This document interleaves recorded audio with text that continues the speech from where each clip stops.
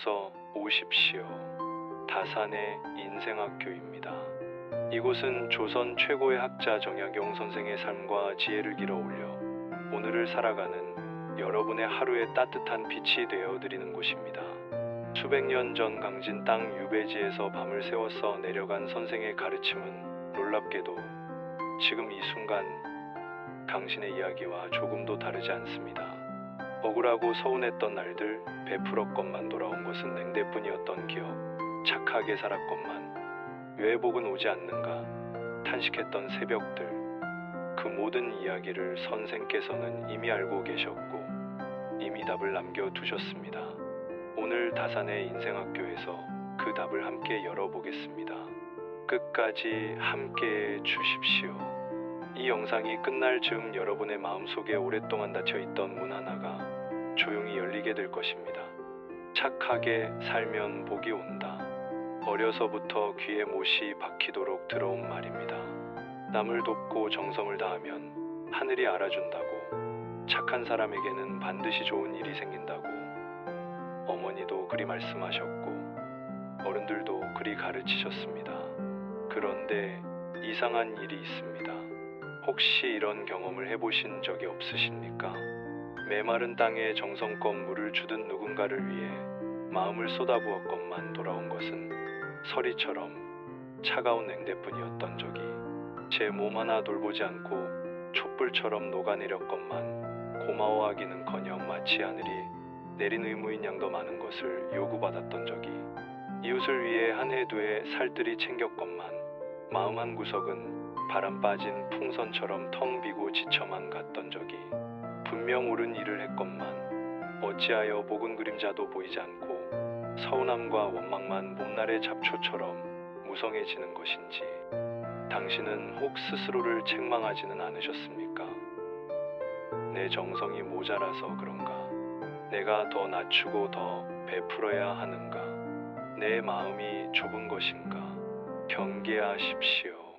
그것은 그릇된 생각입니다. 정약용 선생께서는 강진 땅에서 18배 세월을 보내시며 사람의 도리를 깊이 통찰하셨습니다. 억울한 귀양살이 속에서도 붓을 놓지 않으시고 사람의 마음이 어떻게 작동하는지, 선행이 어떨 때 복이 되고 어떨 때 독이 되는지를 뼛속 깊이 연구하셨습니다. 그리고 이렇게 경계하셨습니다. 지혜 없는 선행은 나를 해치고 남도 살리지 못하느니라. 이 말씀은 착하게 살지 말라는 뜻이 아닙니다. 사람에게 잘하되 반드시 밝은 지혜로 잘해야 한다는 뜻입니다. 무턱대고 베푸는 것이 복을 부르는 것이 아니라 때로는 그 어긋난 선행이 당신의 복을 날개에 달린 새처럼 휘날려 보낸다는 것입니다. 오늘 다산의 인생학교에서는 사람에게 잘하면 오히려 복이 달아나는 5가지 이치를 선생의 가르침을 따라 낱낱이 살펴보겠습니다. 이 5가지를 똑똑히 깨닫고 나면 당신은 더 이상 헛된 희생으로 마음 상하는 일이 없을 것입니다. 먼저 정약용 선생에 대해 잠깐 말씀드리겠습니다. 선생은 조선 후기 빛나는 별과도 같은 학자이자 사상가였습니다. 그러나 당신도 익히 아시듯 그분의 삶은 가시밭길이었습니다. 정쟁에 휘말려 전라도 강진 땅으로 유배를 떠나신 선생은 그곳에서 18배라는 긴 세월을 보내셨습니다.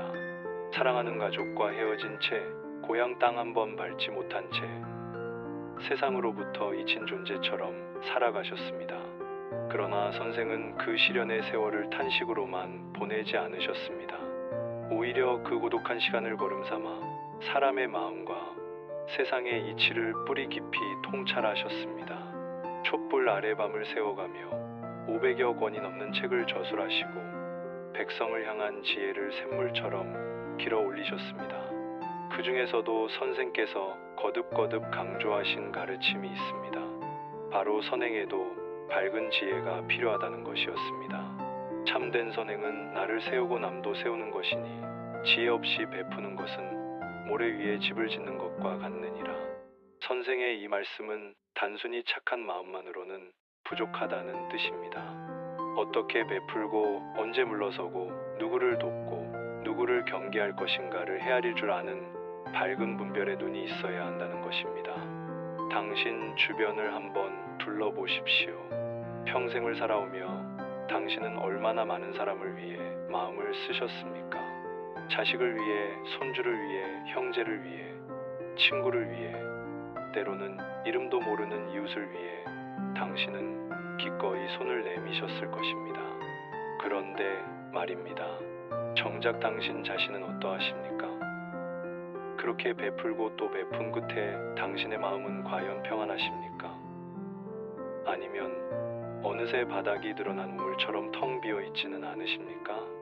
요즘 들어 이런 생각이 드시지는 않습니까? 내가 해준 만큼 돌아오는 게 없다는 서운함, 고맙다는 말 한마디 없이 더 많은 것을 요구하는 자식들을 보며 느끼는 허탈함, 평생 가깝게 지낸 친구가 정작 내가 힘들 때는 모른 척하는 배신감. 어쩌면 당신은 지금 이렇게 탄식하고 계실지도 모릅니다. 내가 뭘 잘못한 걸까? 내가 더 잘해야 하는 건가? 아니면 내 마음이 좁은 건가? 경계하십시오. 지금부터 5가지 이치를 하나하나 살펴보겠습니다. 첫 번째 이유는 나를 지키지 못할 때에 있습니다. 사람에게 잘하는 것은 참으로 아름다운 일입니다. 누군가에게 따뜻한 손길을 내밀고 어려움을 함께 나누는 것은 사람의 도리요, 하늘이 기뻐하는 일입니다. 그러나 경계하십시오. 그 선행이 당신 자신을 갉아먹고 있다면 그것은 더 이상 선행이 아닙니다. 마치 기름이 닿은 등잔이 꺼지듯 당신의 마음이 바닥을 드러내면 아무도 제대로 도울 수 없게 됩니다. 보십시오. 세상에는 두 부류의 사람이 있습니다. 하나는 남을 돕되 제 마음을 지키는 사람입니다. 이런 사람은 샘물과 같아서 끊임없이 맑은 물을 내어줍니다. 베풀어도 마르지 않고 도와주어도 지치지 않습니다. 왜냐하면 먼저 자기 자신을 채우는 법을 알기 때문입니다. 다른 하나는 남을 돕되 제 마음을 잃는 사람입니다. 비온 뒤 웅덩이와 같아서 처음엔 넉넉해 보여도 해가 뜨면 금세 말라버립니다. 베풀면 베풀수록 텅 비고 도우면 도울수록 지쳐갑니다. 왜냐하면 자기 자신을 돌보지 않기 때문입니다. 정약용 선생께서는 이렇게 경계하셨습니다. 나를 잊고 남을 돕는 것은 모래 위에 성을 쌓는 것과 같으니 바람이 불면 곧 무너지고 마느니라. 먼저 제 몸을 바로 세운 연후에야 남을 제대로 도울 수 있는 법이니라. 당신은 어느 쪽입니까? 샘물처럼 살고 있습니까? 아니면 웅덩이처럼 말라가고 있습니까?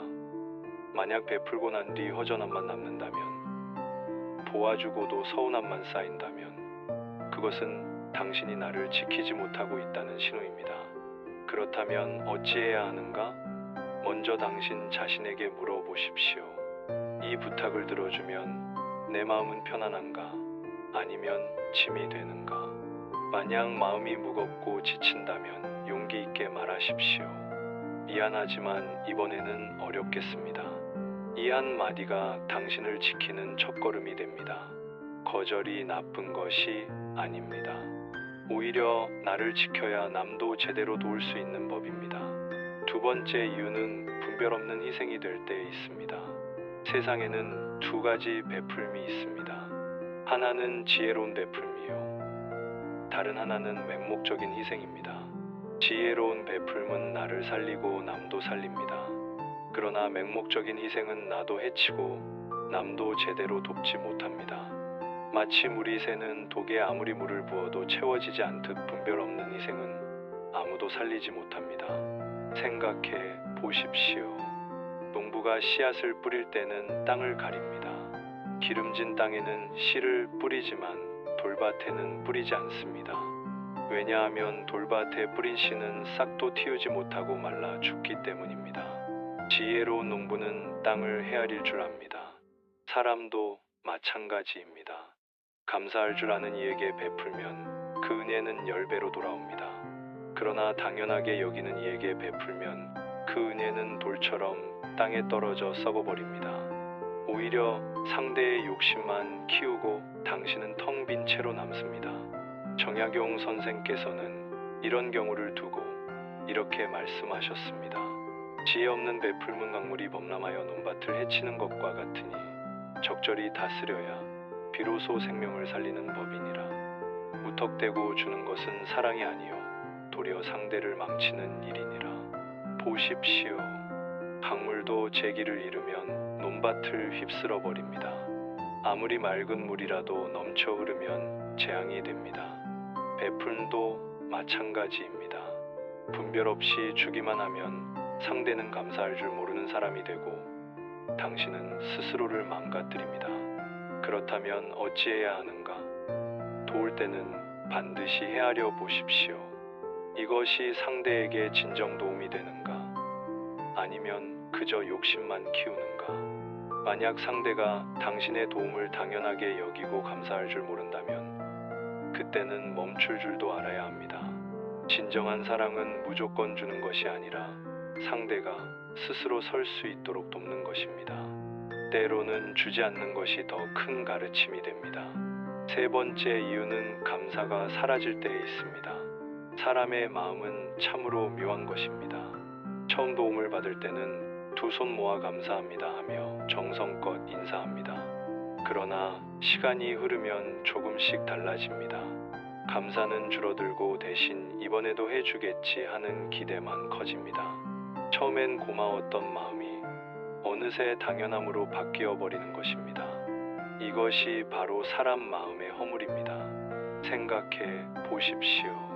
샘물이 아무리 맑고 넉넉해도 사람들이 매일 퍼가기만 하고 고마워할 줄 모른다면 그 샘물은 언젠가 말라버립니다. 아니, 샘물 자체가 마르지 않더라도 물을 깃는 이의 마음이 먼저 지쳐버립니다. 당신도 그렇지 않으십니까? 처음 누군가를 도울 때는 기쁜 마음이었습니다. 내가 도움이 되어서 참 다행이다 싶었습니다. 그런데 도움이 반복되면서 감사는 사라지고 요구만 늘어났습니다. 이제는 당신이 해주는 것이 당연한 일처럼 되어버렸습니다. 정약용 선생께서는 이를 두고 이렇게 말씀하셨습니다. 사람의 마음은 만족을 모르면 선도 탐욕으로 바뀌느니라. 감사 없는 베풀문 상대의 기대만 키우고 그 기대가 커질수록 탐욕이 되어 베푸는 일을 더 힘들게 만드느니라. 보십시오. 감사가 사라지고 기대만 남으면 관계는 무너집니다. 당신이 아무리 정성을 다해도 상대는 더 이상 고마워하지 않습니다. 오히려 조금이라도 부족하면 서운해하고 이번에 안 해주면 섭섭해합니다. 이것이 바로 감사 없는 베풀미 만드는 괴로움입니다. 그렇다면 어찌해야 하는가? 감사가 사라졌다면 잠시 멈추어 보십시오. 상대가 당신의 도움을 당연하게 여긴다면 그것은 당신이 너무 많이 주었다는 신호입니다. 이제는 상대 스스로 할 수 있도록 한 걸음 물러서야 할 때입니다.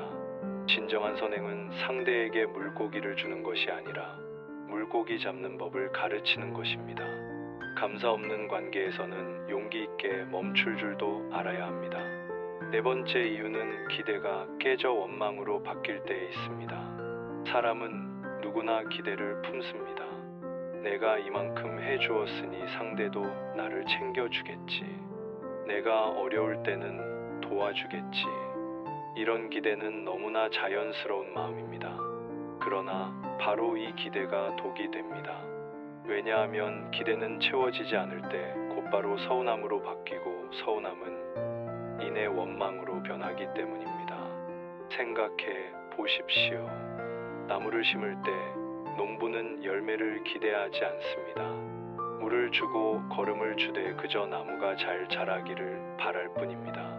만약 농부가 심을 때마다 언제 열매를 맺을까, 얼마나 많이 열릴까 하고 기대한다면 그 농부는 하루도 편할 날이 없습니다. 사람도 마찬가지입니다. 베풀 때 돌려받을 생각을 품으면 그 순간부터 친절은 거래가 됩니다. 상대가 고마워해 주기를, 언젠가 나도 도움받기를 은근히 바라게 됩니다. 그런데 그 기대가 채워지지 않으면 마음속에 응어리가 맺힙니다. 정약용 선생께서는 이를 일러 이렇게 경계하셨습니다.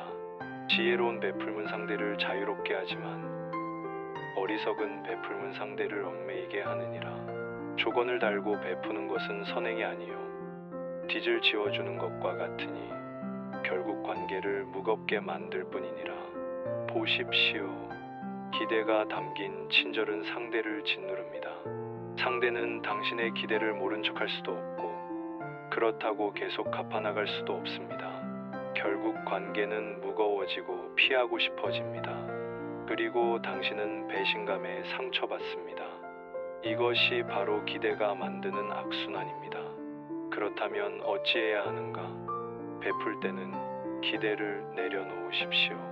돌려받을 생각을 버리고 그 자리에서 이미 다 주었다고 여기십시오. 도와주는 순간 이렇게 마음속으로 말하십시오. 이것은 내가 주고 싶어서 준 것이다. 아무것도 바라지 않는다. 그럴 때 비로소 당신의 친절은 가벼워집니다. 상대도 부담 없이 받을 수 있고 당신도 서운해하지 않습니다. 조건 없는 친절만이 오래가고 진정한 복으로 돌아옵니다. 5번째 이유는 보여주기 선행이 될 때에 있습니다. 사람에게 잘해주었는데 마음이 텅 빈 적이 있습니까? 분명 친절을 베풀었는데 돌아오는 것은 기쁨이 아니라 공허함뿐이었던 경험 말입니다. 그 까닭은 무엇인가? 그 친절이 진심에서 우러난 것이 아니라 남의 시선을 의식한 보여주기 선행이었기 때문입니다. 세상에는 두 종류의 선행이 있습니다. 하나는 마음에서 우러나는 선행입니다. 이것은 촛불과 같아서 남을 비추되 제 몸도 함께 따뜻하게 합니다. 베푸는 이도 기쁘고 받는 이도 기쁩니다.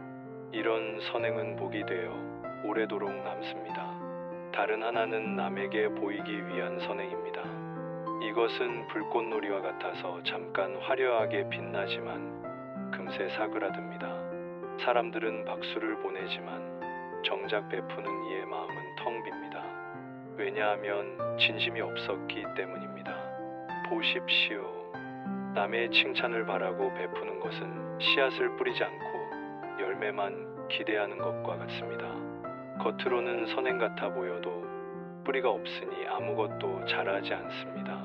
사람들은 칭찬하지만 당신의 마음속은 공허하기만 합니다. 정약용 선생께서는 이를 두고 이렇게 말씀하셨습니다. 참된 선행은 숨어서 하되 하늘이 알게 하고 거짓 선행은 드러내어 하되 사람이 알게 하느니라. 남의 칭찬 속에서 다 쓰인 선행은 불꽃과 같아 잠깐 빛나고 곧 사라지느니라. 생각해 보십시오. 당신이 선행을 할 때 무엇을 바라십니까? 저 사람이 훌륭하다고 칭찬해 주기를 바라십니까? 아니면 그저 상대가 조금이라도 편해지기를 바라십니까? 만약 전자라면 그것은 선행이 아니라 자기 과시입니다. 후자라면 그것이 진정한 선행입니다. 보여주기 선행은 마음을 살리지 못합니다. 아무리 많은 사람에게 칭찬받아도 아무리 훌륭하다는 소리를 들어도 정작 당신 마음속은 허전합니다. 왜냐하면 진심이 없었기 때문입니다. 남의 눈을 의식하느라 정작 자기 마음을 들여다보지 못했기 때문입니다. 그렇다면 어찌해야 하는가? 먼저 당신 자신에게 물어보십시오. 이것을 남이 보지 않아도 할 것인가? 아무도 칭찬하지 않아도 기쁜 마음으로 할 것인가? 만약 그렇다면 그것이 진정한 선행입니다. 진정한 선행은 남의 칭찬이 아니라 내 마음에서 우러나와야 오래갑니다. 보여주기 선행은 결국 공허함을 남기지만 진심에서 나온 선행은 나를 살리고 남도 살립니다. 그렇다면 진정한 선행이란 무엇인가? 많은 사람들이 착각합니다. 선행이란 무조건 베푸는 것이라고, 내 것을 모두 내어주는 것이라고, 나를 낮추고 또 낮추는 것이라고 말입니다. 아닙니다. 그것은 선행이 아니라 맹목입니다. 진정한 선행이란 나를 지키면서 남을 돕는 것입니다. 내 마음이 무너지지 않으면서 상대를 일으켜 세우는 것입니다. 마치 튼튼한 기둥이 되어 집을 떠받치듯 내가 먼저 바로 서야 남도 제대로 도울 수 있는 법입니다. 정약용 선생께서는 이를 일러 이렇게 말씀하셨습니다. 맑아야 그릇에 담기고 나무가 든든해야 열매를 맺느니라. 먼저 나를 바로 세우지 않고 남을 세우려 하는 것은 썩은 나무로 집을 짓는 것과 같으니 곧 무너지고 마느니라. 보십시오. 물이 흐려지면 아무것도 제대로 담을 수 없고 나무가 썩으면 열매는커녕 가지조차 버티지 못합니다. 마찬가지로 당신의 마음이 지치고 무너지면 아무리 선한 뜻을 품어도 그것은 오래가지 못합니다. 그러므로 진정한 선행이란 이것입니다. 나를 해치지 않으면서 남을 돕는 것, 내 마음에 여유가 있을 때 베푸는 것, 감사할 줄 아는 사람에게 손을 내미는 것, 조건 없이 주대 분별력을 잃지 않는 것, 이것이 바로 지혜로운 선행입니다. 이런 선행만이 나를 살리고 남도 살리며 복으로 돌아오는 법입니다. 이제 지혜롭게 베풀 때가 되었습니다. 지금까지 우리는 사람에게 잘하면 복이 달아나는 5가지 이유를 살펴보았습니다. 나를 지키지 못할 때, 분별 없는 희생이 될 때, 감사가 사라질 때, 기대가 깨져 원망으로 바뀔 때, 보여주기 선행이 될 때, 이 5가지가 바로 당신의 복을 달아나게 만드는 이유였습니다. 그렇다면 이제 무엇을 해야 하는가? 답은 간단합니다. 지혜롭게 베풀면 됩니다. 지혜로운 베풀미란 무엇인가? 나를 지키면서 남을 돕는 것입니다. 분별력을 갖고 도울 사람과 때를 헤아리는 것입니다. 감사할 줄 아는 이에게 손을 내미는 것입니다. 기대 없이 베풀되 맹목적이지 않은 것입니다. 진심에서 우러나되 남의 시선에 흔들리지 않는 것입니다. 정약용 선생께서 평생을 두고 강조하신 것이 바로 이것이었습니다. 지혜 없는 선행은 괴로움이 되고 지혜로운 선행만이 복이 되느니라. 나를 바로 세우고 남도 바로 세우는 것, 이것이 참된 도리이니라. 이제 오늘 함께 나눈 가르침을 삶 속에서 바로 실천할 수 있는 방법을 말씀드리겠습니다. 이것은 어려운 것이 아닙니다. 오늘부터 당장 할 수 있는 작은 실천들입니다. 첫째, 당신 자신을 지키는 법을 배우십시오. 누군가 부탁할 때마다 무조건 그러겠다고 들어주면 안 됩니다. 그것은 친절이 아니라 나를 버리는 일입니다. 오늘부터는 이렇게 해보십시오. 부탁을 받으면 먼저 당신 마음에 물어보십시오. 이것을 들어주면 내 마음은 편안한가? 아니면 무겁고 짐이 되는가? 만약 짐이 된다면 용기 있게 말하십시오. 미안하지만 이번에는 어렵겠습니다. 이 한마디가 어렵다는 것을 압니다. 거절하면 나쁜 사람처럼 보일까봐 두렵다는 것도 압니다. 그러나 경계하십시오. 나를 잃으면 아무도 제대로 도울 수 없습니다. 정약용 선생께서는 이렇게 말씀하셨습니다. 제 몸을 지키지 못하는 자는 남도 지킬 수 없느니라. 먼저 나를 바로 세운 연후에야 남을 세울 수 있는 법이니라. 거절은 나쁜 것이 아닙니다. 오히려 나를 지켜야 남도 제대로 도울 수 있는 법입니다. 작은 거절부터 연습하십시오. 그것이 당신을 지키는 첫걸음입니다. 둘째, 감사가 자라는 베풀물 하십시오. 처음에는 고마워하던 사람이 나중에는 당연하게 여긴다면 그것은 당신이 너무 많이 주었다는 신호입니다. 그럴 때는 방법과 횟수를 조절하십시오. 매번 대신 해주던 일을 이번에는 이렇게 말해 보십시오. 이번에는 당신이 한번 해보시오. 나는 옆에서 지켜보겠소. 이 작은 전환이 상대를 자립하게 하고 관계의 건강한 균형을 만들어줍니다. 정약용 선생께서는 이를 일러 이렇게 말씀하셨습니다. 물고기를 주지 말고 물고기 잡는 법을 가르치라.